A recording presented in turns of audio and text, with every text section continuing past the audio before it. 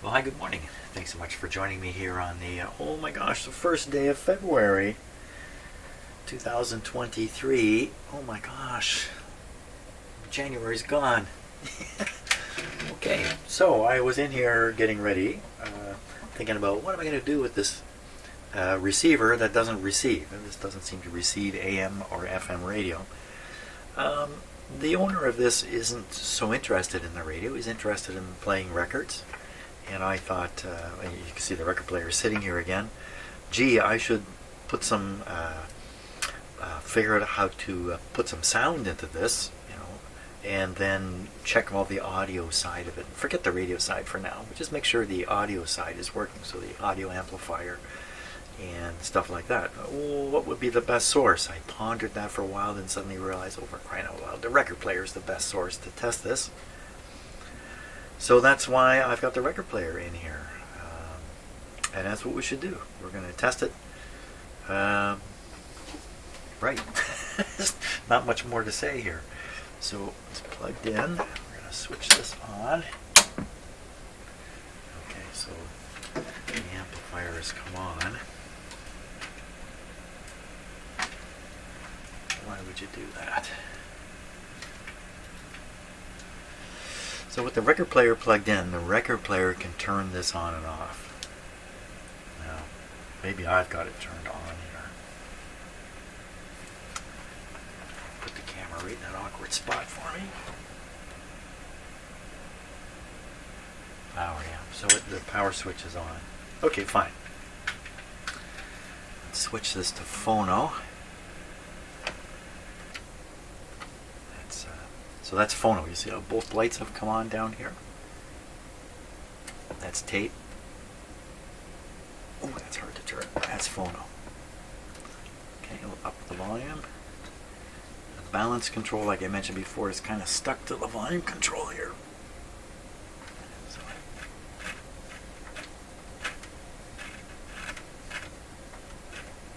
okay, well, I hope the balance is fairly much in the middle, and the tone is, we'll put it up. Maximum. There's a hum I can hear with that. Turn this down. I've applied the ground wire from the record player onto the chassis. Try to control hums. Okay, I think we're all set. So with the power button pushed, this is just going to stay on. So first we'll put this on manual and make sure it's operating. Click. Okay, you can see the platter spinning there. And man the volume control. Okay, let's let her rip. Oh, that's really loud. So some of the mechanical sounds coming right through the... Here we go. Oh, there's a pile of volume here. Okay, so now I don't have the proper... Oh, here's the magic penny. I don't have the proper penny.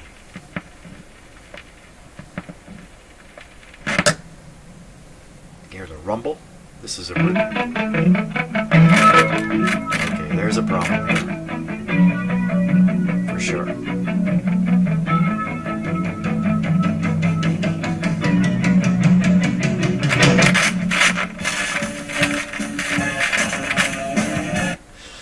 Okay, the problem is this has the wrong kind of cartridge in it, I'm pretty sure. Because the sound is just booming out of here. Suggest this is a ceramic cartridge. Bought a needle for the ceramic cartridge. And it looks like this is looking for a magnetic cartridge, which is a much, much lower output. And I think there's a chance this record player was plugged into the tape input on here. Let's try that. The tape inputs are bound to be less sensitive. There's some problems with the tone quality that might result from that, but let's try it. Okay, we'll turn this down. Or did I turn that down? So there's the volume control, and then it's hard to see, there's a sleeve on the outside here with another control goes on it to control the balance. And the two of them are kind of stuck together. They really shouldn't be. So that would hearing both channels. Let's move this over first, so I don't have this volume problem. Okay, so that is the connections way up in the back here. When this is installed, these are hard to see. You really get down on your hands and knees when this is installed in the cabinet.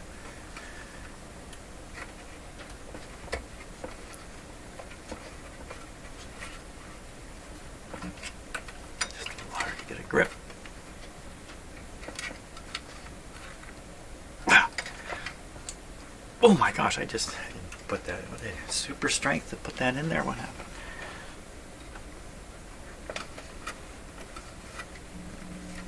Wow, that was tough to get out. Okay, so there's 4 inputs over here. The lower ones are the phono, upper one's the tape. So we're going to put this in the tape. We just see what we get.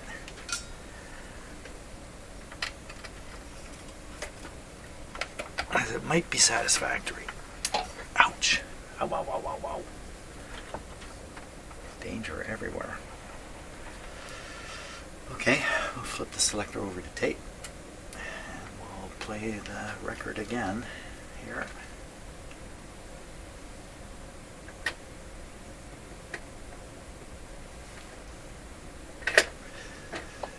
So it's going to play part way into the record.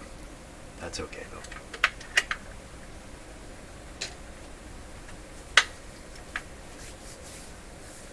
though. Ooh, way into the record.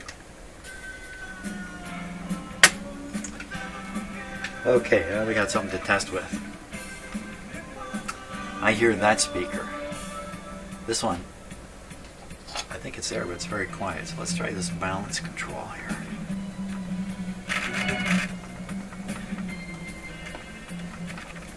Okay, just the balance control.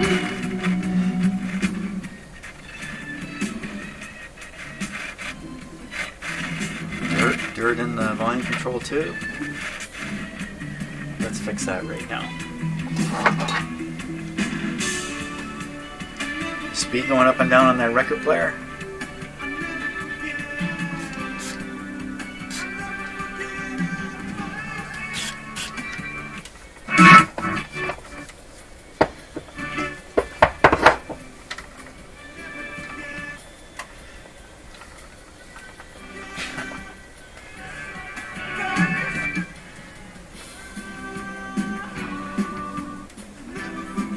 Wrong about this. I am wrong about it.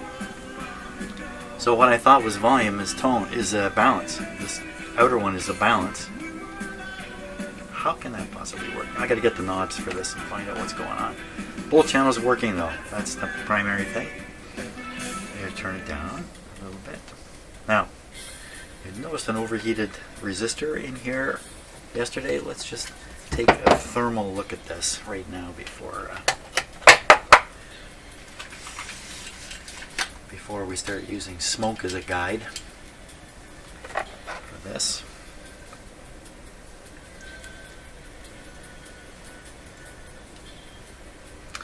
Okay, so this guy's gonna show colors where things are hot. So 30, I'm gonna put that up. So something has to be above 40. 45. What I'm setting is the lower limit of the red color.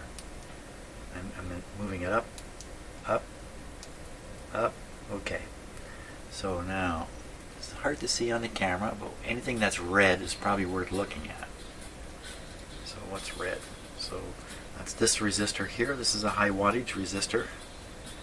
And it's going at 80 degrees. That's pretty warm. 80 degrees is pretty warm. Okay, we're concerned about down in here, and these are the output transistors. You can tell if they're overheating just from here, or if there's anything that looks weird about them. So I see 2 resistors. Again, it's hard for me to show this on the camera because of the weird screen effects there. You see the 2 red things? Look at the angles they're on. Looks like it's that and that.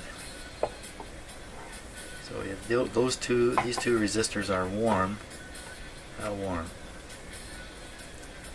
Pretty warm again, 70 degrees. That's pretty warm. Now there's the same two resistors down here on the other channel, and they're not warm. They are not warm. So this camera has a very wide field of view, so it's very tricky. You think you're aiming it here, and it can see stuff way over there. So it can be a little bit strange. Here's something else that's red here. That's also kicking around 60 degrees. It's got to be one of these resistors in here. Maybe the two of them are right together.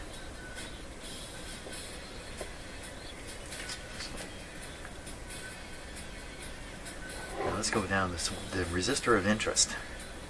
Okay, so you see it's red on the screen. You cannot see it's red on the screen. You kind of see some red bopping in there. And the temperature of that item is, well, 65. 65, you know, that's within the range of normal hot stuff in a set like this. Get much above 65, I think it's time to wonder what's going on. Go a little closer. You see another hot spot, and that's this other wire wound resistor back here. Exactly how hot is that one? It's also in the range of 60, 55 to 60. So why would this have gotten so hot at some point to do this? Extra speakers connected to the stereo aside from the speakers in the cabinet and the volume turned up high. I'm not exactly sure what this resistor is all about anyway, because I don't have the schematic yet. Let's see if there's anything else that's getting hot in here. So again, I'm sorry that the angles are not necessarily very good for viewing in a video. Nothing over here is hot. How about up in the radio here? Nothing. Okay, the record player's over. Let's watch what it does now. With the overarm elevated like this, it should try playing the record again. It's going to not detect the 12-inch. It's going to go to the 10-inch setting this time. That's fine. That's perfectly good. That worked perfectly well. Probably the more it gets exercised, the better it's going to go for, you know, it kind of breaks itself back in from having been, yeah, by the hottest thing for sure is, well, even this is 75. That's, you know, see how also they've stood it up on its leads. They've stood this up on its leads, and this one too. So they expect these to develop some heat. About the top side of the radio, is there anything up there, or was there anything up there? It could possibly be a concern for heat. Now I'm going to have trouble. I can't rotate this around very much because the okay, that's probably enough for me to get a look. I might be floored if there's something here that shows up. There's really no parts up here. Yeah, there's nothing's going to show up there. Light bulbs on the front. Okay, so is this a concern? I think we'd have to do more testing. That would be get out the voltmeter and look at some voltages here. Again, no schematic and no guidance for this. But there are two channels here, so it's as if I've got two units here. I can do comparative testing on them. And we can look and see what the difference might be from one to the other. So let's do that a little bit. A significant difference might lead us to something. My familiarity with circuits like this is, you know, it's not. I don't have a lot of experience with it. So what we'll do is we'll go right after this hot one here. So this hot guy here, I is the same as the hot guy here. It looks to me almost as if they've taken this and just rotated it and stuck it there. You see that resistor's here. This one's on the top, this one's on the bottom. So they've kind of taken it and rotated it. So if I want to go ground, let's go ground here. Go around. It might make pops. I don't think so, but so okay, on the meter we get nothing there. Go on the other end. So here we get 13.4 on the end. 13.2. That's probably more a supply voltage than anything. It's really the other end that's of interest. We get the same 0. Okay, we'll try the here. 13.3. Same place on the other one. 13.4. Other side of that one. Get the same voltage on either side. 13.5. 5. How about this one? 26. 26, that's double 13, because I'm a math wizard. 26. 26. I don't see anything happening here that's different.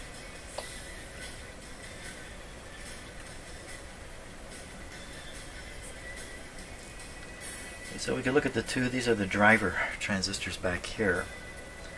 We could wonder if maybe the problem is one of these is out of whack a little bit, causing too much current in here, causing this to overheat. Was this hotter than that? I forgot already. Okay, we're looking there, we're seeing 9 volts. Now, how are these done? Are these identical? Can you look? Almost identical. So we'll go here, we get the 9.7, we go here, 8.8. 9.7. 8.8. Both coming from the same supply point here. 16 volts. So we're ending up with less voltage on one of them. This one. You could imagine there's more current going through here. And that would be because of the bias. I'm going to guess the middle. This might make some sound. No. No. No. I like that. I thought that would make some clicky sound. Okay, so what do we get here? 0. Oh, careful. 0. 8.7 there. 9.5 here. This is coming from this board up here. Wow. I'll go poking around in here. This is just smaller signal transistors. Well, you know, nothing is terribly out of whack. I think that's how I would view that. Let's try these output transistors now and just see what we can find out on them.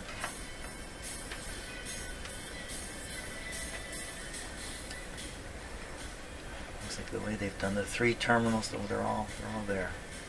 Wait a minute, that's a capacitor. That's a capacitor. These aren't transistors. Jen, what are you doing? Those are the transistors. Well, let's look on the power supply. What are we going to see here? Gee, I don't know. There's your supply of 26 volts. I don't know why I'm doing this. Why am I doing this? Just seeing numbers. So we've looked at the output transistors, found a small difference. We looked at the driver transistors, found a small difference. Wouldn't look like the difference is starting right in this circuit here.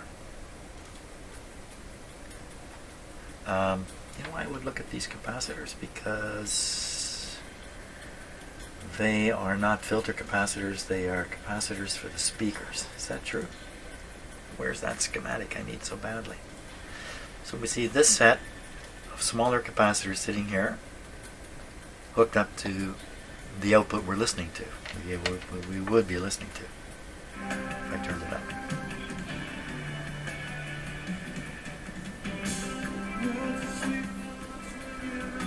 Yeah, that sounds not bad. It's in the tape inputs. It's not bad. To think very hard about switching the cartridge on here. The owner has provided me with a second record player with a potentially a better cartridge on it, a magnetic cartridge. So we can look into that. It may be possible to transfer the cartridges and then bring in, bad needle from the other record player. He was informed when he bought it that that record player was new in the box. Ooh, it's from 1970, somewhere back there. Still new in a box? How many of those can there be? That would mean the needle is new. Okay, so getting back to what I'm trying to do now. What I want to find out is there... So I'm using these outputs to drive the speakers. These are not the outputs that are used to drive the regular speakers. That's a complicated affair with two multi-wire cables coming out of this, going over to the crossover that's back in the cabinet. So how exactly do I know where to go here? Well, I know what to do down here. But let's just look right across the speaker and see if there's any DC voltages across either speaker. Just sitting there. Oops. Okay, that's one speaker. That looks like a 0 to me. I'll try the other speaker. 0. So it looks like there's no problem here with DC leaking through the speakers. That's what I'm trying to hunt down. Oh, I wish I had a schematic. I should spend more time looking for a schematic. And what about the sound quality itself? It's no longer following the RIAA or whatever it is standard for sound reproduction. What's done in many cases, I think with tape and I think with records too, and I could be wrong about this, is they use a simple technique of recording the sound with a lot of treble. So if you listen to it in flat, it would be shrill. And then the receivers in that, amplifiers, are designed to compensate back. So in other words, they muffle it back down, so you get a level sound back to normal. So you get the right amount of bass, right amount of treble. But what's actually on the recorded material is like this. Now, there's noise out there, so I'll show the noise. Here's the noise, my other hand. And you don't want to hear the noise, of course, but in quiet spots you can hear the noise.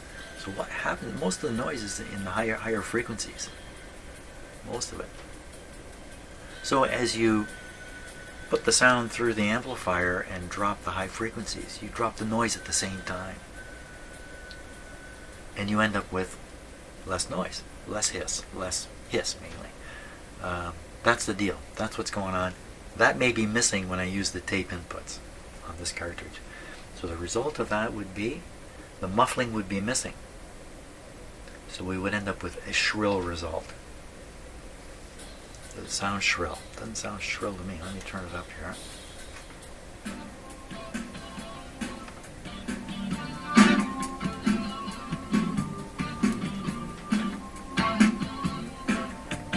There we are. Okay, that's playing stereo.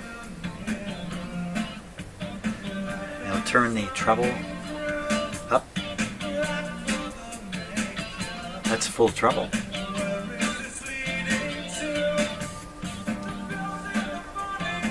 Bass up and down.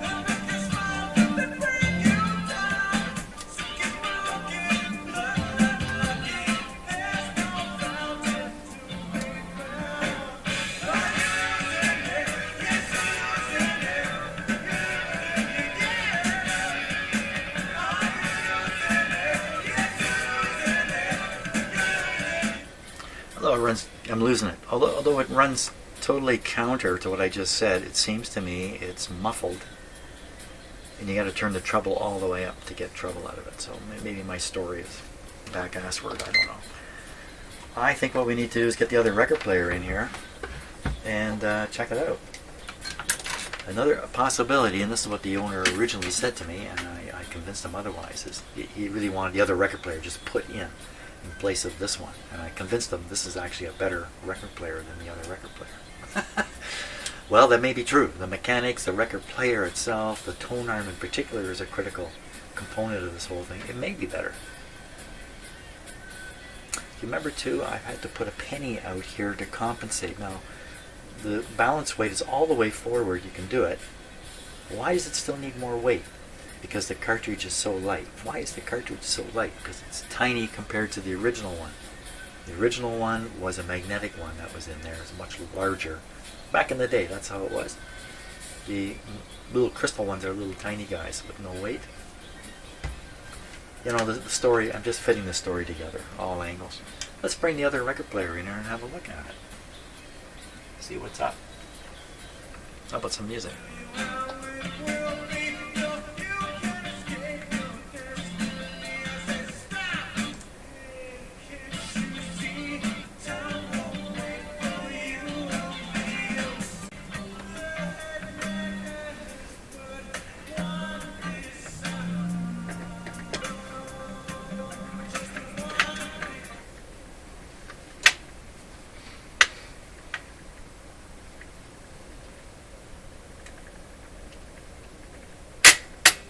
Good.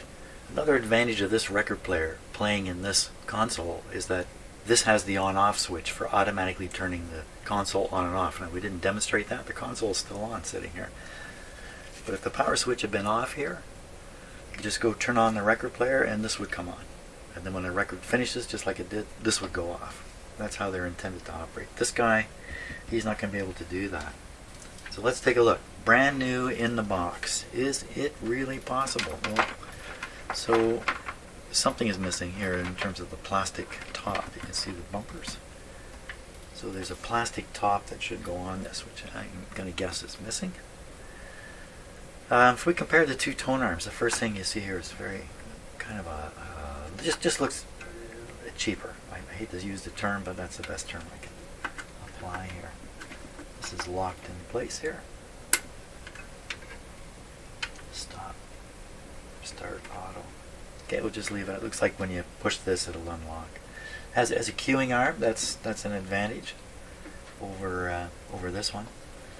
This is the adjustment for the tracking force, and I'm pretty sure this is the adjustment. I couldn't get this to go. Something funny about it. Something funny about that. This looks extremely clean. I'm looking down in the grooves here. Looking all like this has been exposed to a little bit of dust. Maybe even just sitting in my my house here for a bit. So is this absolutely brand new? Well, sure looks like it to me. I don't see any real signs of wear. A scratch right there. That's kind of odd. How'd that get there? So the best thing we can do, so here's an anti-skate adjustment here. Now this one, anti-skate, I think it's in there. I think it involved this weight over here. So I think there is such a thing. This could even be anti-skate adjustment, although I don't think so. And then there's this. This could be the where it sets down on the record. Maybe. I'm not sure. This guy, any more adjustments here? So there's a little adjustment back here. I can't even see it. I gotta lean way over. Okay, not sure what that is offhand. Now, what about the cartridge in here? Unlike the other one, you can't get the cartridge out of this one easily. Okay, so it's not plugged in, so I'm just going to move it to start. Open the lock here. Oh, it goes up a fair ways. Well, it's got a big, lovely looking cartridge. It looks like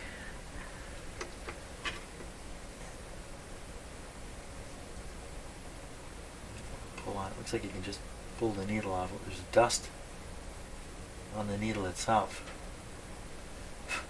It's been around a record or two, maybe. How would you get dust on the needle? The needle's in some kind of condition. This doesn't come off in any way that I can see. So how would we get in here now? So the reason we can't raise this high is because of this weight. I'm going to go ahead. All the weight is, oh, the weight moves like this. I'm going to try to pass the weight right off the end here. Okay. So maybe raise this up a lot higher. There we go. What do we got here now?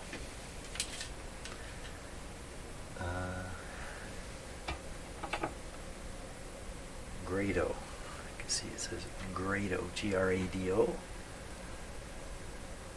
Well, it's a big honkin' cartridge. This cartridge could be transferred to that record player quite easily. That's an option, I'm pretty sure.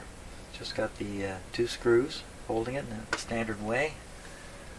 This one here, I'm pretty sure it's exactly the same. Yeah, puny little cartridge. Sorry to call you that, but you are. Puny little cartridge, but same 2 screws holding it. They're all quite standard. Can we get fooled here?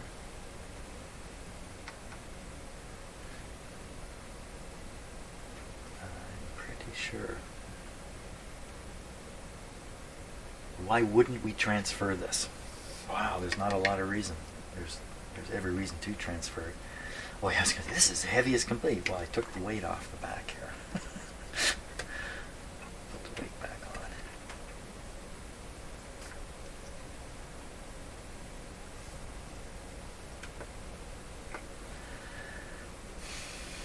The way you would balance something like this, you'd set the adjustment to 0, and then this should be 0. It should be floating. That's not floating. So you move the sort of the course adjustment. It's moving the weight.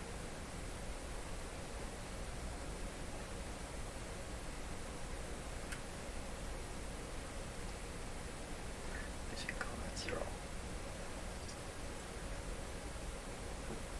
This way.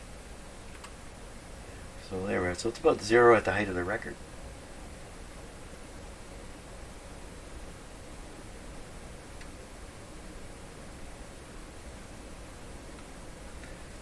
About 0, and then we would set this for a cartridge like this to like 1 3/4 or 2 or somewhere around like that. Let's say 1 3/4.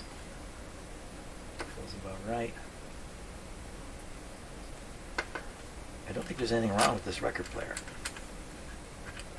So I guess you can't lock it unless you stop it.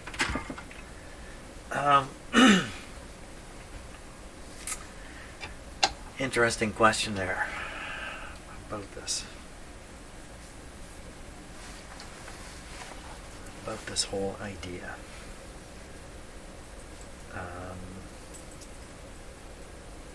Yeah, that would be a good time to stop and just think about things. This also says down here, professional series. Really? Like you're going to go into a radio station back in the day and find this record player in a radio station? No. No, there's nothing professional about this. I don't think. No. Coffee time.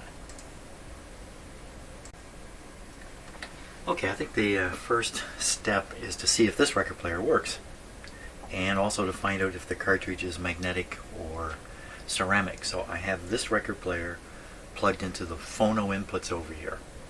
So if this is ceramic, it's going to be stupidly loud. This one was so loud with the volume turned right to minimum, you could still hear it coming out of the speakers.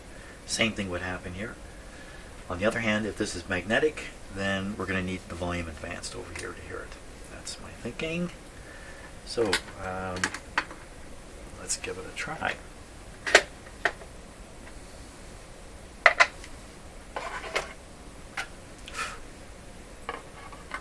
We'll find out the mechanics work and everything here.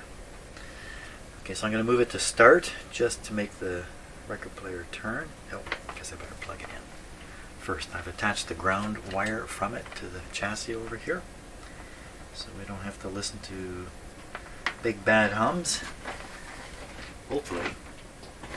Okay, plug it in. slide this to start and watch for the platter to start spinning.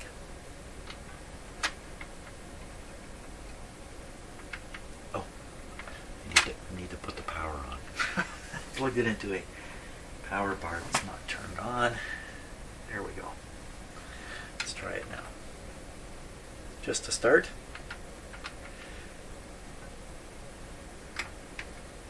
Hey, it's not turning. Why is that? Okay, occasionally these things are in a mid-operation position. They've been left, but not this one. What's the problem here?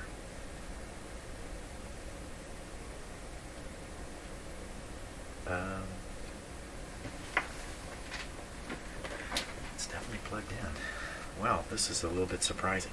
I didn't expect this at all. What could be wrong here?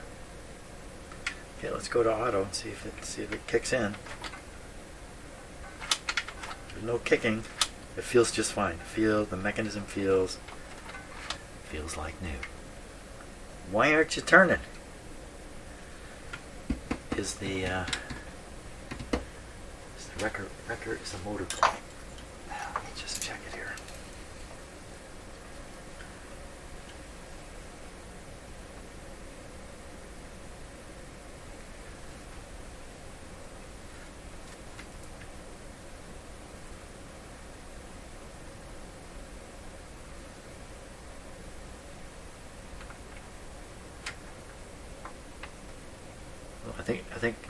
I think the answer is yes, the motor was going.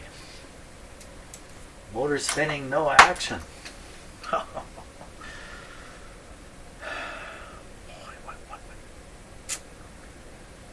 Well, oh, I just heard the mechanic start here. Let me rotate this by hand. So yeah, this does appear to be just like new. So this is not going to go over because it's locked. Phooey. So I have the power on. Did I really plug in the record player? Yes, it really is the record player. It's plugged in. Start. Stop. The motor's definitely going on and off in there. So now what do I do? I have to try to fix this one just in order to play this cartridge. Wait a minute, I can spin this by hand. I can make this work myself. Okay, we'll put this on start. I don't even need it plugged in. Let me unplug it. Because what we want to find out is what kind of volume does this thing generate. Put it on start to unlock this. Give it some volume over here. Is it there at all? Oh, I don't have it on the right. I have it on this. Flip it. I have it on tape. Now I'm on phono. Okay, phono, volume up. Touch that needle. Yes, I hear it. We're now going to play the record by hand. I can put this over here too. Get it out of the way. This has a cueing arm, which is an excellent addition.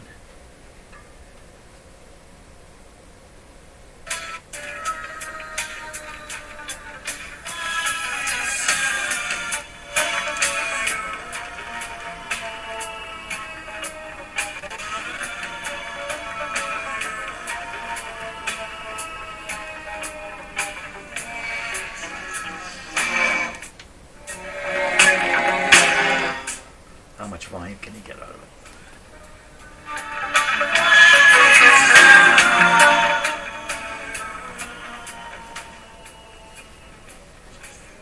That was full tilt. It probably overloaded the video a little bit. Not impressively loud. It's loud, but not impressively loud. Could it be that's because I'm using this sort of side speaker connection instead of using the primary speaker connection, which would have more oomph? I wouldn't bet on it. So how do you know for sure that putting this cartridge using the phono is going to deliver enough volume? put the whole thing together, stick it in the cabinet, listen to the real speakers on it. That's a lot. Move the cartridge over there.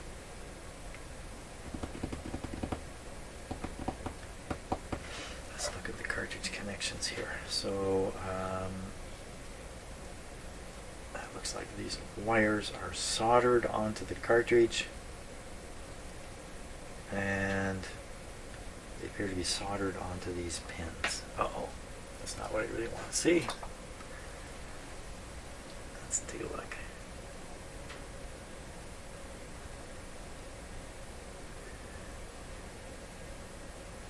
Definitely soldered onto the cartridge, and definitely soldered on the pins.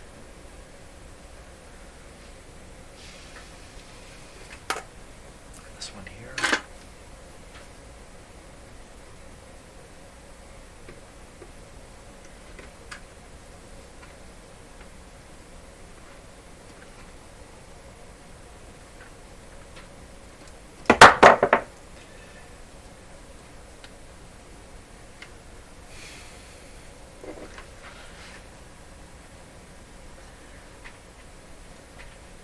This looks like wires coming out, and they're slid on with connectors here. So that being the case, let's slide one off.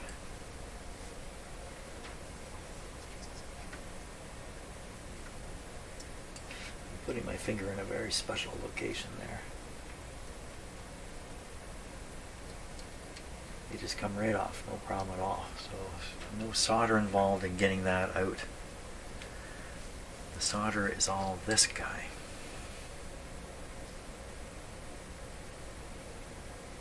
No, you know what? This has a clip. There's a clip here.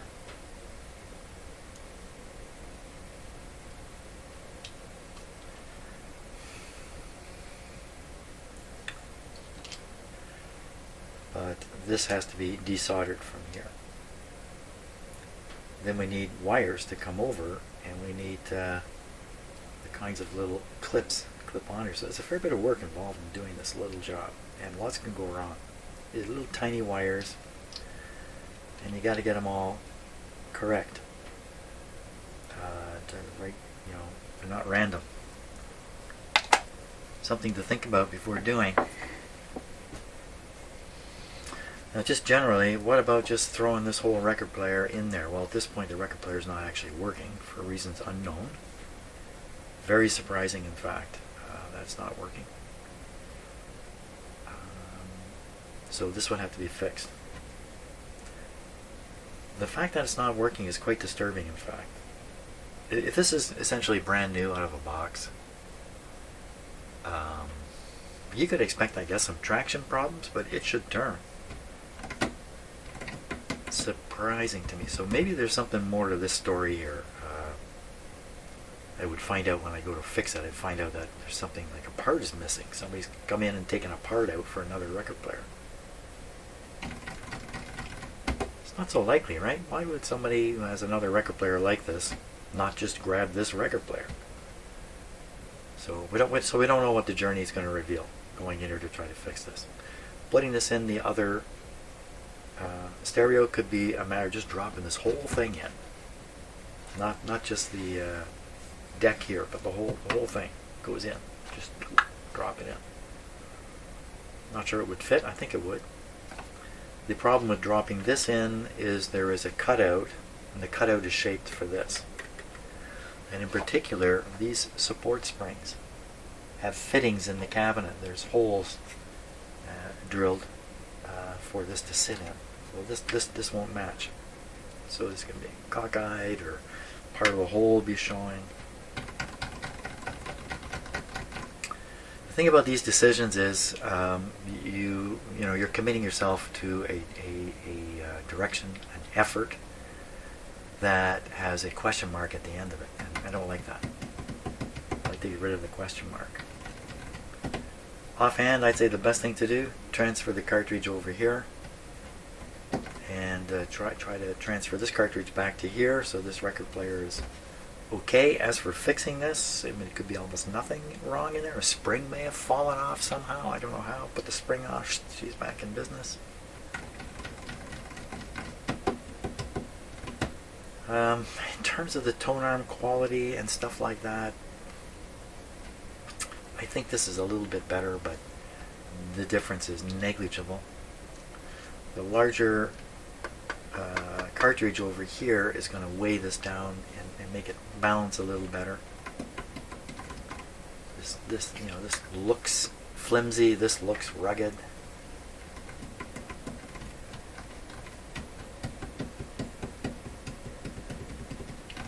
When we played this record player, I could hear a rumble coming out of it pretty clearly, but then that was when the cartridge was really hot, and I was hearing everything. I was hearing the mechanism going as the tone arm was moving. Everything was coming out of the speaker.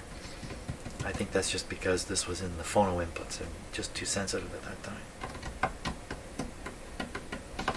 Well, I think I had to think about this before I commit to something, because it's a bit of a one-way trip. Well, I think what I'm going to do is I'm going to stop the video here and post what I've done, and leave this for tomorrow or maybe the next day to carry on with it. It's a bit of a decision here, and I can't make it on my own. The person who owns this stuff has to think a little bit about it too. So, not bad though. We've got alternatives here. Many ways to go forward. See ya.